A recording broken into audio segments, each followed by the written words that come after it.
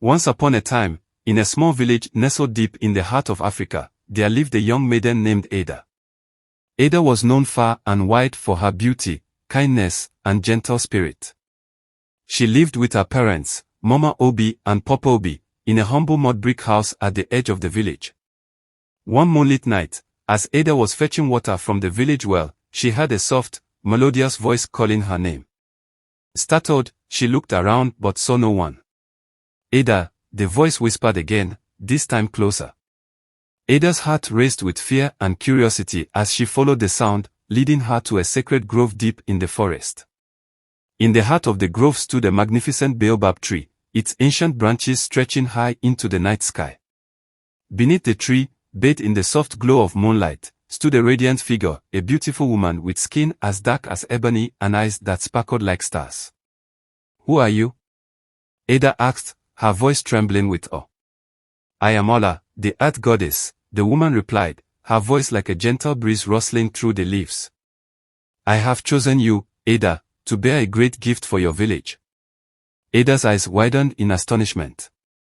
"But how can I, a mere maiden, bear such a gift?" Ola smiled warmly. "You are pure of heart and spirit, Ada. You are the chosen vessel through which my blessing will be bestowed upon your people." With those words, Ola placed her hand upon Ada's belly, and in that moment, Ada felt a strange warmth spreading throughout her body. When she returned home, she discovered that she was with child, a child conceived not by man, but by the divine touch of Ola herself. News of Ada's miraculous pregnancy spread quickly throughout the village, filling the hearts of the villagers with wonder and awe. Some whispered in hushed tones of divine intervention, while others scoffed and shook their heads in disbelief. As the months passed, Ada's belly swelled with life, and the village awaited the birth of the child with bated breath. But as the time of the child's arrival drew near, a shadow fell over the village, a dark and ominous presence that filled the air with fear and uncertainty. One stormy night, as Ada lay in labor, a wicked sorcerer named Okonkwo crept into the village under the cover of darkness. Okonkwo was jealous of Ada's divine blessing and sought to steal the child for himself, believing it to possess great power. With a wave of his staff, Okonkwo conjured a fierce storm that swept through the village, tearing at the thatched roofs of the huts and sending the villagers fleeing in terror. But Ada remained steadfast, her strength bolstered by the love that burned within her heart. As the winds howled and the rain poured down, Ada gave birth to a beautiful baby girl, the child bathed in the light of the moon and blessed by the hand of Ola. But before Ada could cradle her newborn daughter in her arms, Okonkwo appeared, his eyes blazing with malice. "You will hand over the child to me," Okonkwo demanded, his voice like thunder booming through the night. Ada clutched her daughter protectively to her chest, her eyes blazing with defiance. "Never. This child is a gift from Ola herself, and I will not let you lay a hand on her." Enraged, Okonkwo raised his staff, ready to strike Ada down and seize the child by force.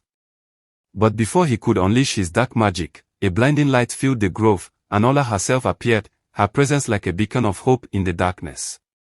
"Enough, Okonkwo," Ola said, her voice ringing with authority. "You dare to defy the will of the gods and threaten the life of this innocent child." Okonkwo cowered before Ola, his power fading in the face of her divine wrath. "Forgive me, great goddess," he pleaded, his voice trembling with fear. Ola's gaze softened, and she turned to Ada, her eyes shining with pride. "You have shown great courage and strength, Ada. You and your daughter shall be blessed for generations to come." With a wave of her hand, Ola banished Okonkwo from the village and sent the storm raging into the night. And as the first rays of dawn broke through the clouds, Ada held her daughter close, knowing that their bond was forged not only by blood, but by the love and protection of the earth goddess herself.